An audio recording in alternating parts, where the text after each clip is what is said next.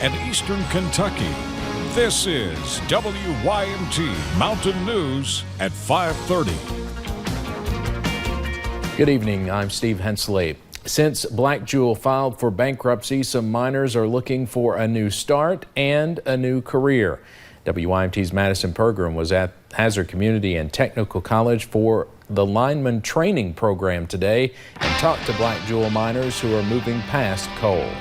It's been a long few weeks for Black Jewel miners who have been without a paycheck for around 1 month. I'm trying to, do what is best for my family and make sure that they are taken care of in the future. Some Black Jewel miners, including James Brown, are taking the situation into their own hands. I'd hate to, for them to suffer due to me, not doing my full potential. Moving from below ground to above. A new career, a new, beginning. It's a view not many of these miners are familiar with. It's a little intimidating, I guess you could say, but I know I can pull through it. But for 17 miners at lineman school, everybody, loves coal mine.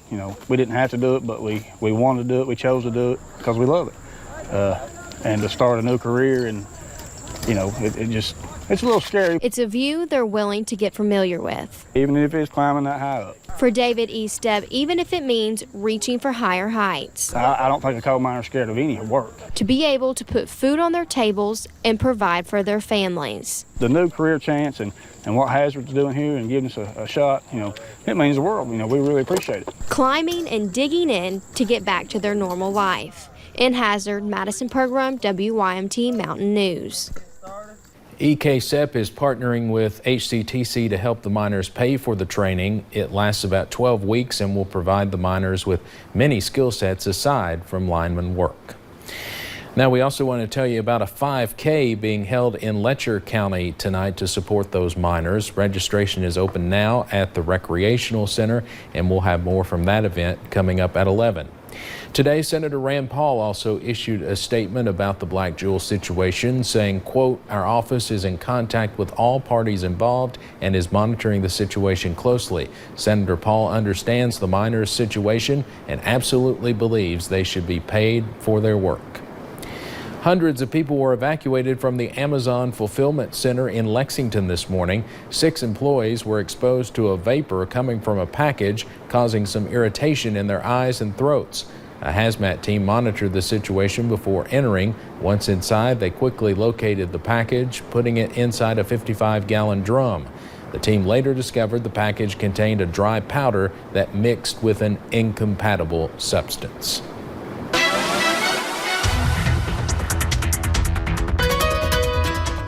Well, we've been dealing with those showers on and off, especially here at the station. We can hear that rain on the roof here. Others definitely on the drier side. We'll go ahead and take you, though, to the drier side first. Looking at the Mountain Parkway over into parts of Powell County, they've definitely been dry today. You can even see mostly sunny skies over there. I'm a little bit jealous because as we bring the cameras back to Buffalo Mountain, Perry County definitely dealing with those showers and storms this afternoon. Now, we started out on a good note today, and then we've just been seeing those pop-up showers and storms mainly along the Kentucky, Virginia, down into Tennessee. That's where the line of showers and storms have been focused on. So as we go ahead and scan the skies now, there's that little pop-up shower and storm that we were talking about. That's in parts of Perry County, but you can see anywhere from Pike County to Perry County to even down into parts of McCreary County and Whitley County as well. We are seeing just some very heavy rain. So we do have a couple flood advisories out for the area. You could see those definitely really Pike County down into parts of Perry, a little bit into parts of Leslie County. Still looking at that Bell and Harlan County line as well. Now, will this continue into your Saturday and Sunday? Good news is the answer is no. We'll have a look at that full forecast coming up in just a few short minutes. All right. Thank you, Paige. Rain really coming down on the roof right now. Well, last year's Kentucky Football Media Day started off on a somber note with head coach Mark Stoops announcing that defensive lineman Josh Paschal and offensive line coach John Schlarman were dealing with health issues. 1 year removed, the two continue their fights. Sports director Marcus Browning joins us now with more in our Big Blue coverage. Marcus. Yeah, Steve, it was around 1 year ago that Mark Stoops announced that news at last year's UK Football Media Day. Like John Schlarman, Josh Paschal was diagnosed with cancer, malignant melanoma to be exact. Paschal did fight back last year, seeing the field towards the end of last season. He took the field in 3 games, one of those coming as a starting assignment. Earlier this week, Coach Stoops announced that Paschal is just about finished with his treatment.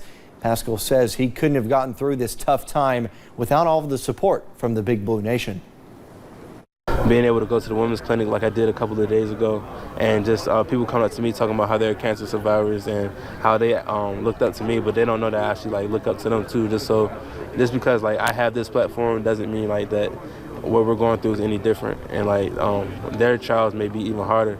So just to be able to see them prosper through everything, that lifts me up also.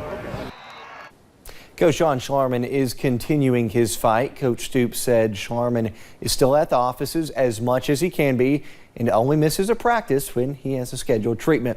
I'll have more on the Wildcats and their football games coming up here in a few minutes in sports. Steve. All right, Marcus, thank you. A Kentucky man was arrested in Cincinnati during President Donald Trump's campaign rally last night. Today, Dallas Frazier pleaded not guilty, and a judge set his bond at $10,000. Video from our sister station, WXIX, captured Frazier punching a protester in the face. Police say the victim received minor injuries and broken glasses. Frazier is charged with assault. In Boyd County, a Kentucky court has agreed to pay the estate of a man who died while in jail custody. The Daily Independent reports the court will pay $1.75 million to Michael Lee Moore's estate. 5 former jail deputies were indicted after Moore was found dead in a restraint chair in the Boyd County Detention Center in 2018. Police say Moore was intoxicated and that the deputies intentionally abused him. One of former presidential candidate Robert F. Kennedy's granddaughters has died. The CBS station in Boston is reporting 22-year-old Saoirse Kennedy Hill died of an overdose. She was a student at Boston College and the vice president of the college Democrats. The family released a statement yesterday saying their hearts are shattered and that Saoirse's life was full of, quote, hope, promise, and love. Delta employees who know sign language will soon be recognizable by a sign language indicator on their uniforms. You can expect to see uniformed employees sporting these new language bars this fall. Delta is the first U.S. airline to do this. CEO Ed Bastian said in a video on his LinkedIn page that it's a small step in the airline's mission to, quote, connect the world, which starts with making travel easier for all people. Delta has been named Best Place to Work for Disability Inclusion for 4 consecutive years. Belfry High School played host to its annual Ready Fest today, giving students from the high school and its feeder schools a chance to prepare for the start of the school year. The event provided students with school supplies and health screenings. Students were also treated to lunch and breakfast. Family Resource Coordinator Pat May says it's all about the kids. We don't want a child ever to be embarrassed that they don't have school supplies or anything that they need. May says the Ready Fest has been taking place since 1995. Coming up on Mountain News at 5:30, hear about a food allergy that might not be on your radar and is more common than we thought. And we're keeping a close eye on some of those showers and storms, definitely producing some very heavy downpours in parts of the Cumberland Valley area. We'll have that look at the full forecast coming up in just a few short minutes.